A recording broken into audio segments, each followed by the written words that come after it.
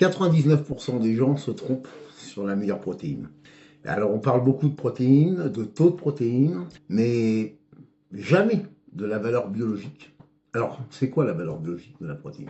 La valeur biologique mesure la proportion de protéines absorbées d'un aliment et qui sont incorporées aux protéines de l'organisme, c'est-à-dire ce que vous allez vraiment digérer. Et on mesure ça sur une échelle de 100. Alors toutes les protéines ne se valent pas. Et alors, la référence absolue, la voici. L'œuf entier. Là, on est sur une valeur biologique de 100. C'est la valeur biologique de référence. Mais attention, le blanc d'œuf seul descend à 88. Ce qui signifie que le jaune d'œuf améliore l'assimilation des protéines de l'œuf et donne une protéine beaucoup plus complète. Ensuite, nous avons le fromage blanc. 0% de préférence. On est sur une valeur biologique de 85. Bon, moi c'est pas mon kiff, mais voici le cabillaud, très très bon pour la sèche, et le thon. Deux aliments, poisson, valeur biologique 83. On est pas mal. Et après, on arrive aux viandes, qui sont donc inférieures en valeur biologique au poisson, au fromage blanc et aux œufs. Et la première viande, c'est le bœuf. Le bœuf 5% avec une valeur biologique de 80. Et alors, je voudrais terminer cette petite vidéo par le fameux poulet, sacro-saint poulet, plébiscité par tous les culturistes. Je dois vous dire qu'on a une valeur biologique de 75% seulement. Alors, vous choisissez vos protéines par habitude ou par qualité réelle?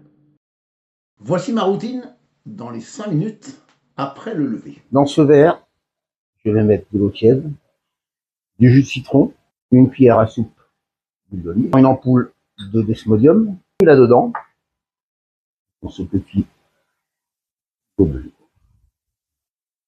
on y ajoute une cuillère à café de curcuma et une pincée de poivre noir et la petite touche finale, une cuillère de miel.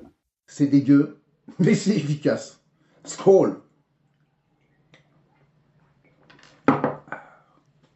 Du sec. Bon allez, comme vous me l'avez beaucoup demandé suite à ma vidéo sur le top 5 des valeurs biologiques des aliments, je vous fais un point sur les protéines végétales. Ce qu'il faut savoir, c'est qu'une protéine est composée d'acides aminés et que la valeur biologique d'une protéine dépend de son acide aminé limitant, c'est-à-dire le plus faible. Donc, si un seul acide aminé est trop faible, la qualité globale baisse. Et c'est souvent ce qui se passe pour les protéines végétales. Alors, par exemple, le haricot rouge a une valeur biologique de 49, donc pas top. Ça veut dire tout simplement que tu vas digérer seulement la moitié des protéines que tu vas manger. Mais les protéines végétales peuvent se combiner entre elles pour former des protéines complètes. Et ça, les civilisations antiques des 4 coins du monde l'ont mis en place naturellement. Alors, par exemple, en Amérique centrale et du Sud, ils ont fait l'association haricots rouges et maïs. En Asie, on a combiné le riz et les lentilles. En Afrique du Nord, c'est les pois chiches et le blé, ou encore l'orge et les lentilles dans les plaines du Caucase. Ensemble, elles forment une protéine complète. Donc la valeur biologique est beaucoup plus élevée.